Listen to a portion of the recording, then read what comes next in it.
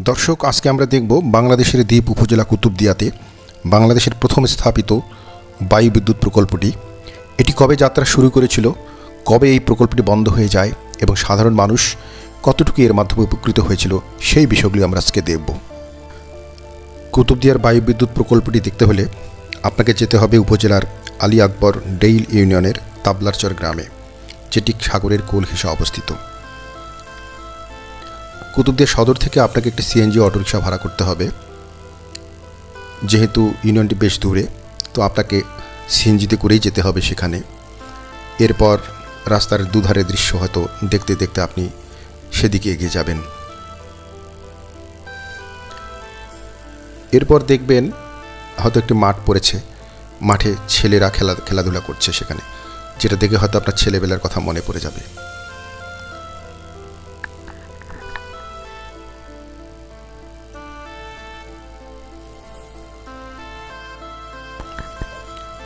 দেশের মূল ভূখণ্ড থেকে বিচ্ছিন্ন দ্বীপ কক্সবাজারের কুতুবদিয়া। 100 বর্গ কিলোমিটার আয়তনের এই দ্বীপে প্রায় 2 লক্ষ মানুষের বসবাস, যেখানে বিদ্যুতের ব্যবস্থা বলতে ডিজেল চালিত জেনারেটর এবং সৌর বিদ্যুৎই একমাত্র ভরসা। এ কারণে দ্বীপবাসীর দুঃখ লাঘবের কথা বিবেচনা করে 2006-07 অর্থ বছরে বিদ্যুৎ উৎপাদনকারী প্রতিষ্ঠান ফ্যান এশিয়া পাওয়ার সার্ভিসেস লিমিটেডের মাধ্যমে বায়ু বিদ্যুৎ প্রকল্প হাতে নেয় সরকার। বিশাল বালুকাময় সমুদ্র সৈকত ঘেঁষে এটি ছিল বাংলাদেশের প্রথম স্থাপিত বায়ু বিদ্যুৎ প্রকল্প। কুতুবদিয়া উপজেলার আলী আকবর ডেইল ইউনিয়নের তাবলারচর গ্রামে সাগরের কোল ঘেঁষে বেড়িবাঁধের পাশে বিস্তীর্ণ এলাকায় 50টি টারবাইন দিয়ে 2 মেগাওয়াট ক্ষমতা সম্পন্ন এই প্রকল্প স্থাপন করা হয়। বিভিন্ন প্রাকৃতিক দুর্যোগে এটি ক্ষতিগ্রস্ত হলেও প্রায় 750 পরিবারের মধ্যে বিদ্যুৎ বিতরণ করা সম্ভব হয়েছিল। যদিও কুতুবদিয়া উপজেলার বিদ্যুতের চাহিদা রয়েছে 8 মেগাওয়াট, তথাপিও স্বল্প হলেও এই প্রকল্পটি মানুষের মনে আশা জ্বালিয়েছিল। কুতুবদিয়াতে এই প্রকল্প করার কারণ ছিল দেশের বায়ু বিদ্যুতের একটি সম্ভাবনা তৈরি করা। এই সম্ভাবনাকে কাজে লাগিয়েই হয়তো এখান থেকে ধীরে ধীরে বৃহৎ আকারে বিদ্যুৎ তৈরির ভাবনা সরকারের ছিল। দ্বীপ আলোকিত করতে নতুন প্রযুক্তির বায়ু বিদ্যুতের সুবিধা সাধারণ মানুষ কম পেলেও এই জায়গাটি কিন্তু পরবর্তীতে সকলের কাছে রীতিমতো দর্শনীয় হয়ে উঠেছিল, কারণ এর পাশেই রয়েছে বিশাল বালুকাময় সমুদ্র সৈকত, যেখানে ছুটির দিনে প্রচুর মানুষ বেড়াতে আসে। কিন্তু না, প্রকল্পটি শুরু হতে না হতেই শেষ জবনিকা পাতে পৌঁছে যায়। এই প্রকল্পটি বন্ধ হয়ে যায় কোনো এক অজানা কারণে। পূর্বের সেই ডিজেল চালিত জেনারেটর এবং সৌর বিদ্যুৎই হলো আবারও সাধারণ মানুষের একমাত্র ভরসা। আশা নিরাশার দোলাচলেই যেন এখানকার মানুষের ভাগ্য আবর্তিত। তবে না, আবারও আশার আলো দেখা যাচ্ছে। বর্তমানে সরকার সমুদ্রের তলদেশ দিয়ে সাবমেরিন কেবলের মাধ্যমে মূল ভূখণ্ড থেকে বিদ্যুৎ আনার ব্যবস্থা করছে, যেটা হবে সরকারের আরেকটি উন্নয়নের মাইলফলক। খুব শীঘ্রই হয়তো বিদ্যুৎ বঞ্চিত দ্বীপবাসী আবারও নিরবিচ্ছিন্ন আলোয় আলোকিত হবে। দর্শক, আপনারা দেখছেন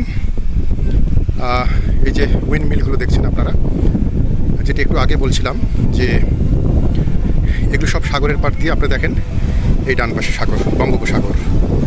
আমি দাঁড়িয়ে আছি মূলত দ্বীপ উপজেলায়, কুতুবদিয়া দ্বীপ উপজেলায় দাঁড়িয়ে আছি আমি।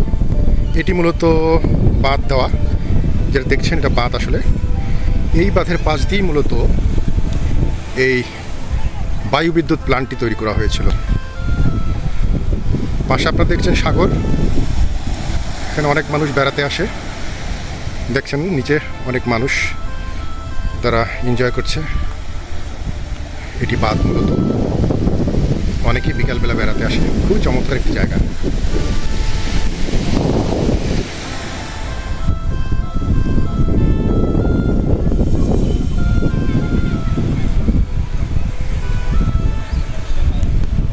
অনেক টাকা খরচ করে এই প্ল্যান্টটি তৈরি করা হয়েছিল, কিন্তু এটি এখন একটি ব্যর্থ প্রকল্প সরকারের। যাই হোক, যেটা বলছিলাম যে আসলে এই ধরনের প্রকল্প নেওয়ার আগে অবশ্যই বিবেচনা করা উচিত যে মানুষ কতটুকু উপকৃত হবে, সেই বিষয়গুলো হয়তো ভাবা উচিত এবং একটা ভালো একটা পরিকল্পনা থাকা উচিত ছিল। আসলে এখানকার মানুষ বিদ্যুৎ সুবিধা পাক, সেটি আমরা আশা করি। যেটি হবে মূলত জানেন যে এটি কক্সবাজার জেলার একটি দ্বীপ উপজেলা এবং এখানে বিদ্যুতের চাহিদা রয়েছে এবং বহুদিন ধরে এলাকার মানুষ বিদ্যুতের জন্য তারা সরকারকে বলছে। তো সরকার একটি উদ্যোগ গ্রহণ করেছে। আপনারা দেখেছেন যে এখানে যে বায়ু বিদ্যুৎ প্লান্ট, যে উইন্ড মিলগুলো, এগুলো কিন্তু এখন বন্ধ রয়েছে। সো এই জন্যই বোধহয় সরকার এখন ভাবছে কীভাবে এই এলাকার মানুষকে বিদ্যুৎ সুবিধা দেওয়া যায়। তারা সাবমেরিন কেবলের মাধ্যমে মূল ভূখণ্ড থেকে সাগরের তলদেশ দিয়ে এখানে বিদ্যুৎ আনার পরিকল্পনা গ্রহণ করছে। এবং বিশেষ করে এই মুহূর্তে কিন্তু সরকার যেটা করছে, জেনারেটরের মাধ্যমে বিদ্যুৎ উৎপন্ন করে কিছু এলাকায় 4-4.5 ঘন্টার জন্য তারা বিদ্যুৎ সরবরাহ করছে।